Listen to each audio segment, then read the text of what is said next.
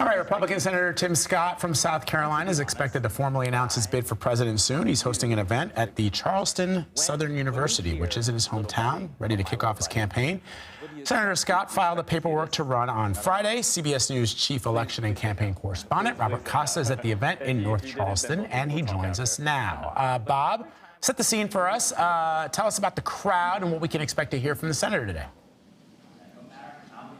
Good to be with you. We're here in North Charleston, South Carolina, and Senator Scott is about to announce his presidential campaign. He's surrounded by family and friends and attendees from his local church. This is a homecoming for the South Carolina senator as he finally formally enters the 2024 presidential race. So we know that his brother is on stage right now talking. That's who viewers are looking at. And Tim Scott, I presume, will be taking the stage shortly. What do we know about his strategy and, a possible platform going forward? He is casting himself as a consistent conservative, a traditional movement conservative, someone who has worked with former President Trump, but not necessarily trying to repeat his presidency. He harkens back to the Tea Party movement, the movement conservative ideas that came about with Ronald Reagan in the 1980s. He's trying to see if there's a lane for him in this Republican Party right now to argue that conservatism, not just Trump-style conservatism, still has a place in the Republican Party. It could be a tricky path ahead. His advisors say Senator Scott has very little interest in going after former President Trump, wants to just see if he can build his own support, build his own coalition. So this is, I think, what many people are going to be wondering, Robert, which is how does Tim Scott stack up against the other candidates? I think what's sort of interesting, and you've no doubt seen this, which is that the contrast between former president and Tim Scott are so great that no one's going to mistake Tim Scott for Trumpian. But I wonder then what that means for example, Mike Pence, or perhaps even others who have yet to declare but are considering it, like Mike Pompeo or Chris Christie. It's a great question, Vlad. And when you look at former President Trump, he issued a statement just minutes ago saying that he welcomes Senator Scott into the race and that he is not going to attack him in any way. He does not see him as a political target. He wished him luck. And what you're going to see in this contest in the days ahead is Senator Scott will face stiff competition from someone like former Vice President Mike Pence, who politically has a very similar profile. They're both conservatives who rose from the House of Representatives into higher positions of power in the Republican Party. And so if what we're looking at here is a more sort of traditional Republican, if you will, less Trumpy, more traditional, and, somebody who's sort of amassed a pretty decent war chest, one could presume that there's support for him within the Republican Party. How are Democrats responding? Democrats are casting Senator Scott as a Republican who wants to go after issues like Social Security and Medicare spending. So they're casting him as someone who is a right political target for them. What's going to be very interesting is the culture issues. Senator Scott has taken a conservative position on abortion. And you see that issue has really come to the fore for Democrats, and they're looking at someone like Senator Scott, among other Republicans, and saying they want to take away abortion rights in this country, have a federal ban on abortion at some level to support the overturning of Roe v. Wade. And so you can expect Democrats to keep bringing up that issue in particular. Look for a lot of competition in Iowa, not just here in South Carolina. Who will these conservative evangelical voters in Iowa go for? You see right behind me, there's a sign that says, Tim Scott, Faith in America. Faith is at the forefront of his political career and especially of his 2024 message. He wants to do well in his home state of South Carolina, a crucial battleground, and he's also going to try to make that pitch in Iowa. Looks like Senator Scott is about to come on stage. He's being introduced. Here he is. Senator Tim Scott getting into the 2024 presidential race here in North Charleston. No jacket, no lectern. A lot of excitement here in this room. All right, let's. Thank you. Thank you. Wow. Hello, South Carolina. Whoa. God bless you. Thank you so much. Thank you very much. Thank you.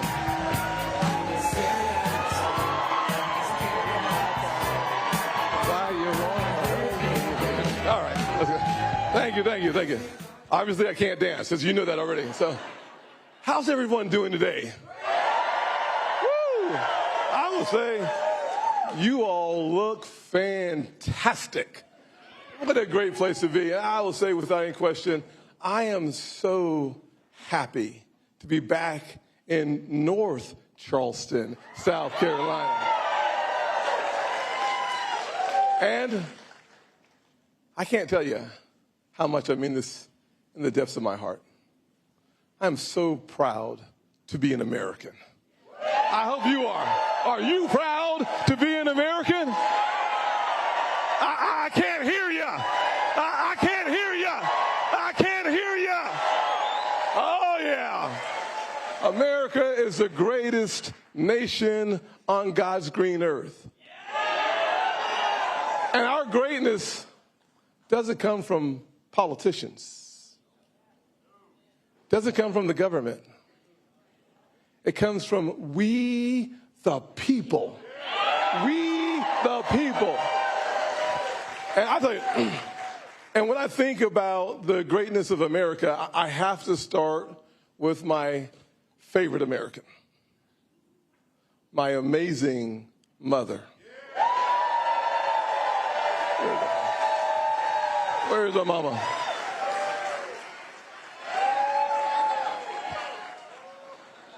I love you, Mom.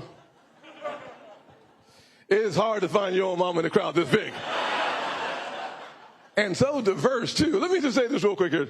To my mother, thank you for your hard work and your dedication. Thank you for believing in me when no one else did. I'll tell you that before. Thank you. The longer you all shout, the longer it goes. So this is not too bad for me. I don't mind. This is good. I got to go back to Washington next week, so this is all the fun I get to have. But I will say without any question that when you think about, Mom, come up here for a second.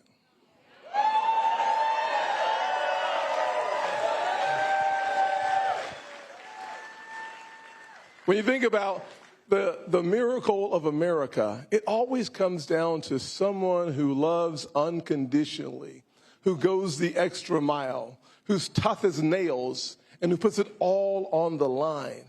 And for me, y'all be careful back there now. For me, it's my mom.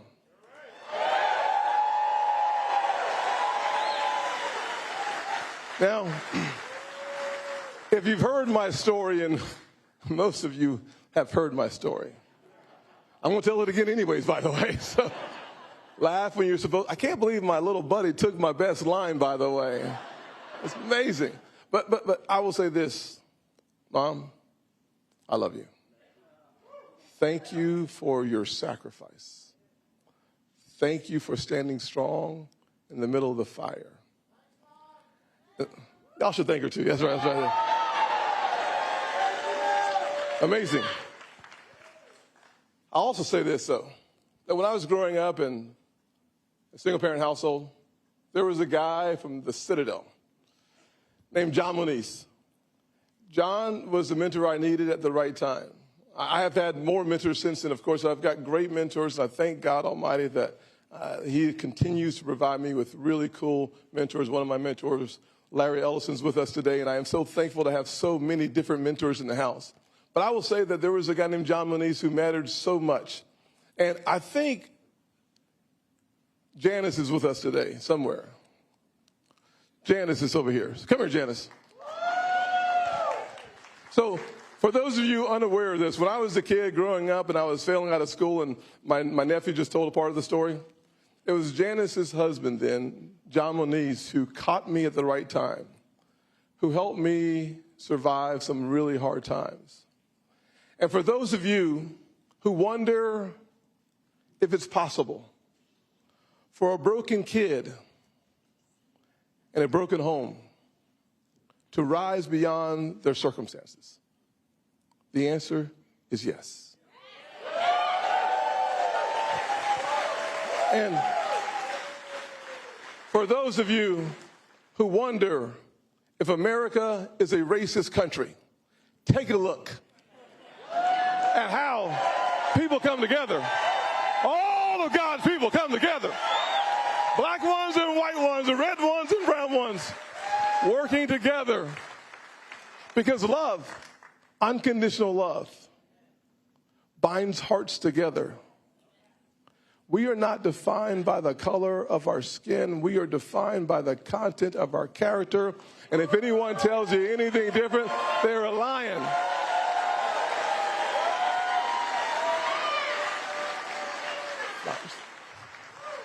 I wanted to present both of you.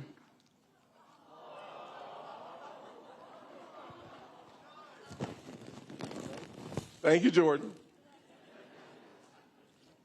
Jordan is Janice's granddaughter, and my mother gave her flowers when she was first born. So I wanted to return the favor to these two women who made this possible.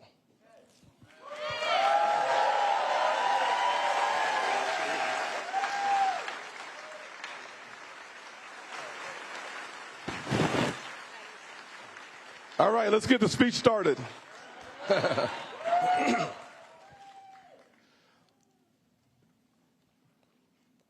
Which also means going back to the beginning of the speech. There you go. We live in the land of opportunity.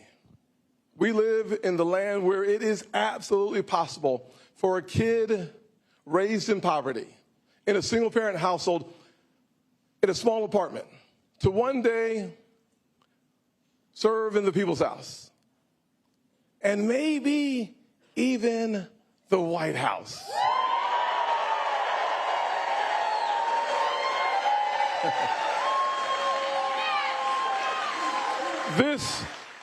This is the greatest nation on God's green earth.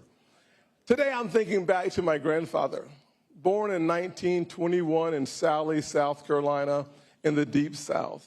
By the time he was in the third grade, he was forced out of school, his education was over, and he was forced to start picking cotton. But my grandfather lived long enough to watch his grandson pick out a seat in Congress.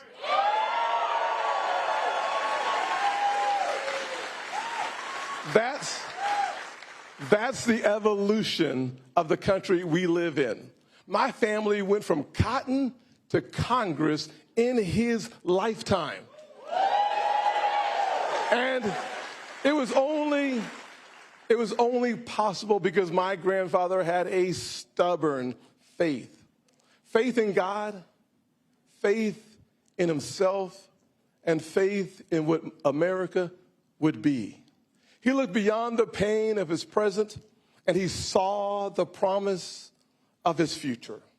That black man who struggled through the Jim Crow South believed then what some doubt now in the goodness of America.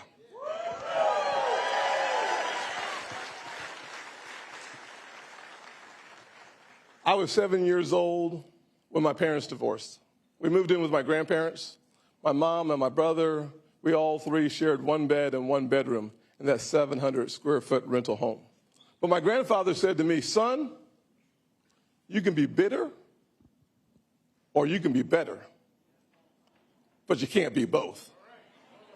You see, he chose patriotism over pity.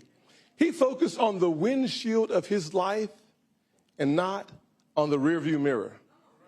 And today, I'm living proof that America is the land of opportunity and not a land of oppression.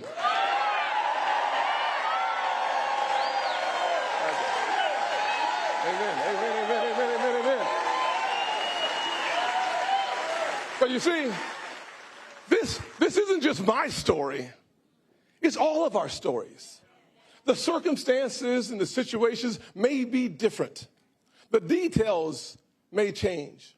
But every single one of us are here because of the American journey, where there were obstacles that became opportunities, and our pain revealed our purpose. If you believe that, can somebody say amen?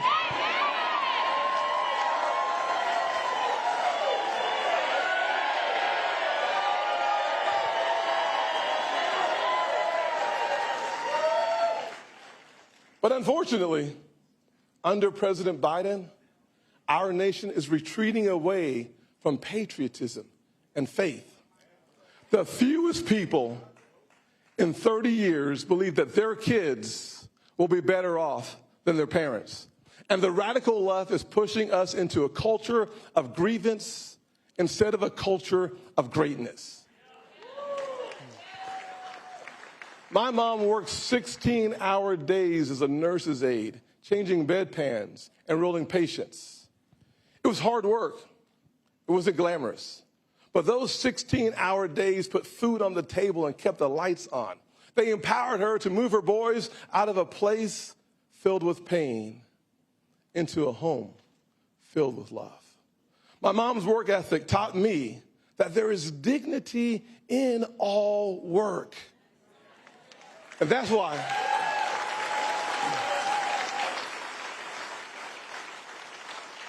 why I know if you are able-bodied, you work, period.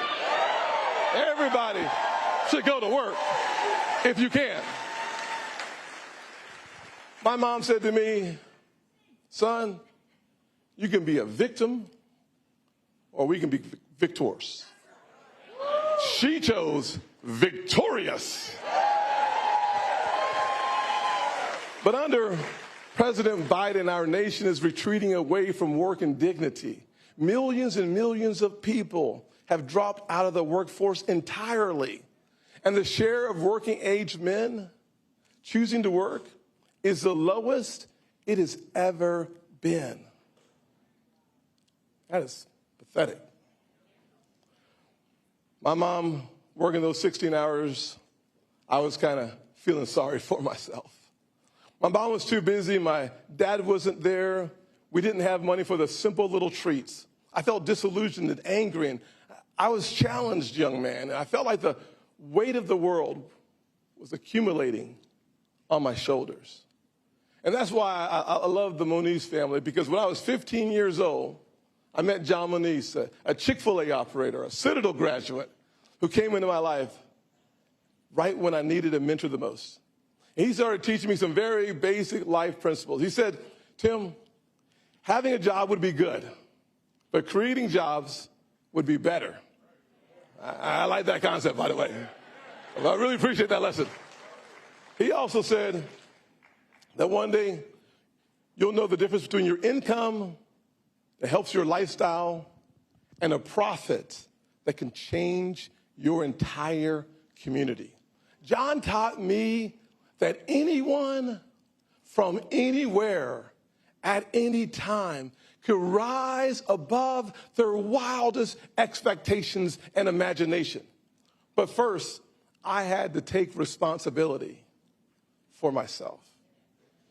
He told me in the most loving way possible to look in the mirror and to blame myself. He said, don't blame your mom who's working those 16-hour days. Don't blame your dad because he's not around. He said, if you see the problem in the mirror, then you see the promise. If you see the obstacles, you uncover the opportunities. I chose personal responsibility over resentment. I became the master of my fate. But today, the Biden administration has us retreating away from earned success, aspiration, and accountability. He wants to make waitresses and mechanics pay for the student loans of lawyers and doctors making six figures.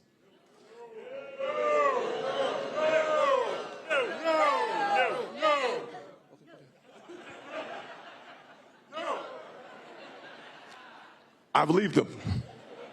This administration has taxed, borrowed, and spent trillions of dollars trying to replace a hand up with handouts.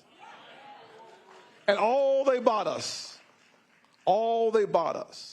was crushing inflation that has devastated families like the one I was raised in. Like many poor families, we moved around a lot. By the time I was in the 4th grade, I had attended 4 different elementary schools. And as my nephew shared so publicly, wow, little Ben, my little buddy, Gosh, darn, thanks so much for that. By the time I was a freshman in high school, I wasn't doing very well. As he said, I failed 4 subjects: Spanish and English, world geography, and civics. Now, for those of you not familiar with civics, civics is the study of politics. I will say this, though. I'll say this. Hey, hallelujah. Yes. I'll say this, though. I'll say this.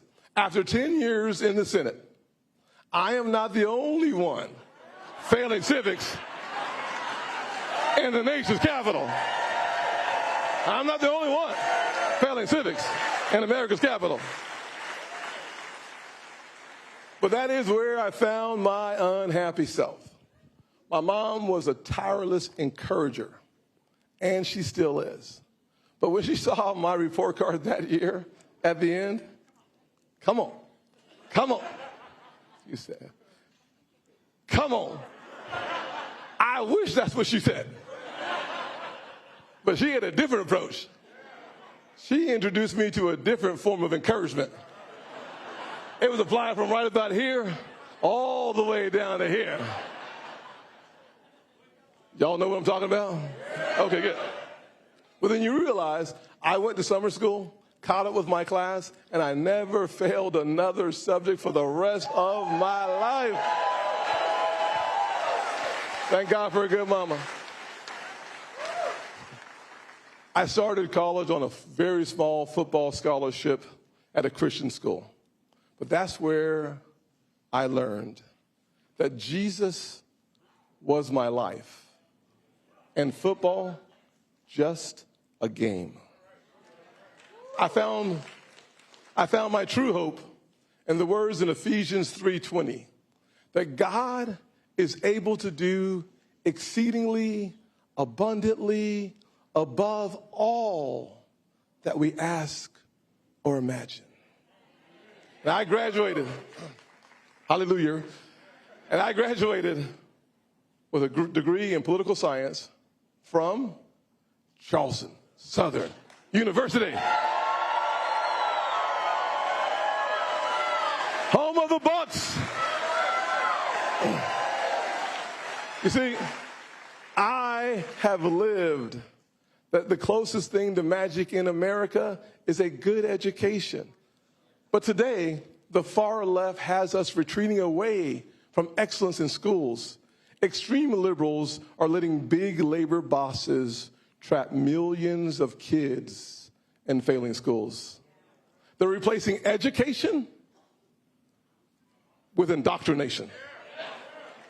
They spent COVID locking kids out of the classroom, and now they're locking kids out of their futures. And in Biden's America, crime is on the rise and law enforcement is in retreat.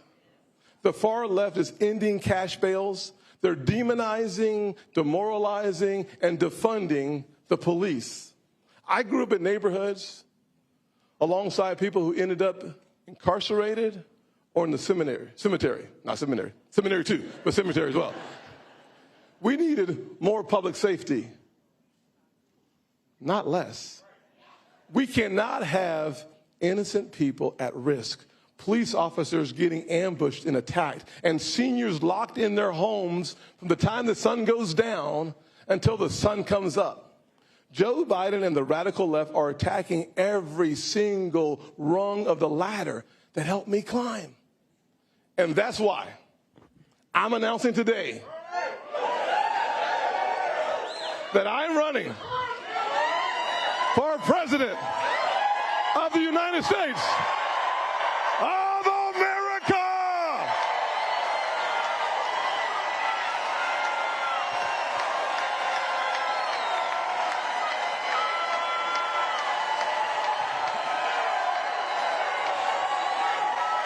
Thank you.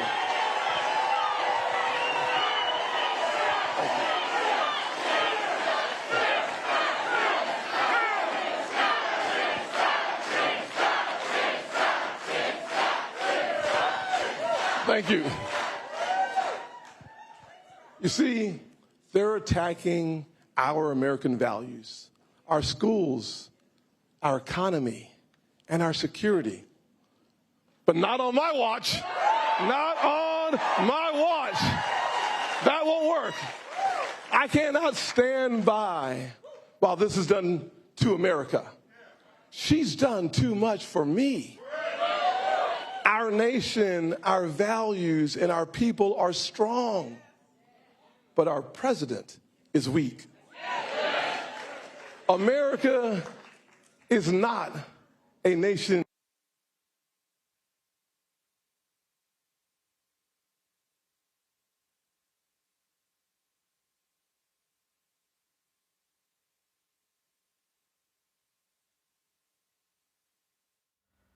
All right, you have been watching Senator Tim Scott announce his bid for the White House. The Republican senator is making the announcement from North Charleston, South Carolina. Senator Scott said he is, quote, proof America is the land of opportunity and not a land of oppression. Before he had those mic problems that we're seeing him struggling with right now, he talked about his family and their path from cotton, as he said, to Congress in his grandfather's lifetime. The conservative Republican lauded his strong work ethic. He took aim at President Biden, saying more Americans have left the workforce under his tenure than at any other point before, really pushing the idea, as he says, that every able-bodied person should be working. Yes. CBS News political correspondent Caitlin Huey-Burns joins us now with more. So, Caitlin, what are the biggest takeaways from Senator Scott's announcement?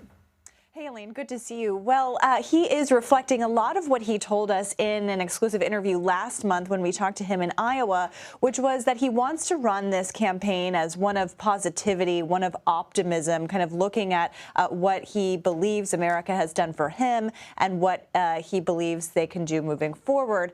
You're hearing a lot of positivity in this speech. You're also hearing him talk a lot about his upbringing, that he was raised in poverty by a single mother, and how he was able to, he was given these opportunities and able to advance to Congress. What's really interesting about his campaign is that it says a lot about where the Republican Party is right now as they're trying to figure out a leader. Yes, Donald Trump is leading in all of the polls, but you're seeing this week Tim Scott enter the race, and also we're expecting Ron DeSantis to launch his presidential campaign later this week as well. So that shows that there are Republicans who think that there is room for them in this field. Well, Tim Scott also occupies a lane unlike any of his Republican competitors, being the only black senator that's a Republican there in the Senate right now. Also, the first since Reconstruction, the first black senator in 100 years from the Republican Party. And we have seen as he's thread that needle, how much of that is expected to be part of his platform? What else do we expect him to run on, Caitlin? Well, certainly he is playing to that as a strength, and he referenced that in his speech, and he talks about it a lot. And how he's talking about it or framing it in this campaign is he is describing himself as the threat to the Democrats' argument. And so he is kind of saying, look, I can embody this and really kind of counter Democrats' argument here. We'll see if that works. He is also noting that he is speaking to a very diverse crowd, as you can see behind him, but also that's also part of this plan as well. And, you know, I was with him in Iowa last month where he was speaking to a largely white audience. Iowa, of course, is not very diverse, but a couple of people there had commented to me that they, liked that about him, that he was representative of diversity and could kind of counter Democrats on that notion. So that's going to be part of his story. A big part of his campaign is his story, the way in which he grew up, and how he believes that he was given opportunities and a chance to advance. And that will be key to his campaign. Given everything that you just laid out, I'm wondering, Caitlin, as you've reported, it is an increasingly crowded field of Republican contenders. How does Tim Scott's campaign announcement perhaps affect that dynamic within the Republican Party as we move further into the 2024 election cycle? Well, there are a couple different ways of thinking about this. One school of thought is that the more candidates that are in the race, the more likely it is that Donald Trump will become the nominee, because they will all be kind of fighting it out, and that will allow him, he benefits from a more crowded field if the party doesn't coalesce around a clear alternative to him. And so, Donald Trump actually made an announcement today on Truth Social welcoming Scott into the race. He said, good luck. He talked about how they worked on opportunity zones together. You could take that as Trump not seeing Scott as a threat, but he hasn't been critical of Scott the way he has focused his ire on DeSantis, which suggests that he thinks DeSantis is the biggest threat. But the largest takeaway is that there are Republicans undeterred by Donald Trump leading the field at this point. All right, Caitlin Huey-Burns, thank you. And we will have much more on Senator Scott's announcement coming up on CBS News at noon Eastern.